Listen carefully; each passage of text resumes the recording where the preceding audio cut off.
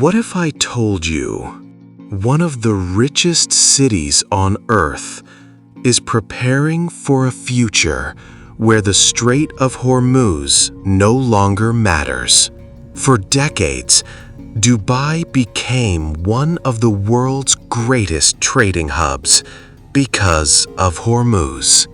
Today, it's spending hundreds of millions of dollars trying to reduce its dependence on it. That sounds impossible. Why would a city built by one of history's greatest maritime choke points try to escape it? And here's the bigger question.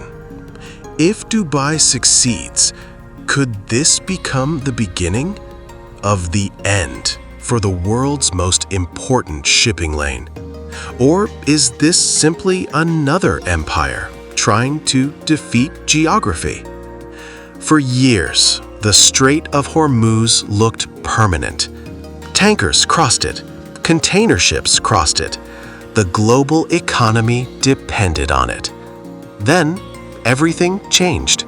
Regional tensions, military confrontations, and repeated threats to shipping reminded governments of one uncomfortable truth.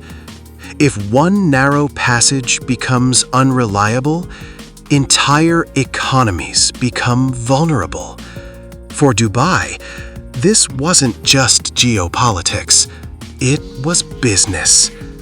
Jebel Ali, the largest container port in the Middle East, depends on ships entering through Hormuz. If that gateway slows, Dubai slows. If that gateway closes, Dubai pays the price. For a city built on global logistics, that risk became impossible to ignore. So Dubai asked a different question. Instead of protecting Hormuz, what if we simply go around it? According to the Financial Times, DP World is planning a brand new multi-purpose port on the UAE's east coast in Fujairah, together with a new container terminal at the existing harbor. The goal is simple: bring cargo directly from the Gulf of Oman without passing through the Strait of Hormuz. Containers would arrive from the Indian Ocean, unload on the east coast, then move across the UAE by road and rail to Dubai, Abu Dhabi, and beyond.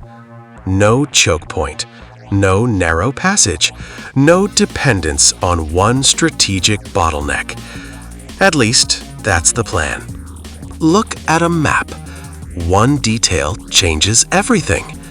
Fujairah doesn't face the Persian Gulf. It faces the Gulf of Oman, which means ships can reach it without sailing through Hormuz. That single geographical advantage may be worth billions of dollars. It transforms Fujairah from a regional port into a strategic alternative. And suddenly, a city few people could locate on a map may become one of the most important logistics hubs in the Middle East. History has seen this before. Portugal tried. Britain tried. The United States tried. Every great power believed it had solved the Hormuz problem.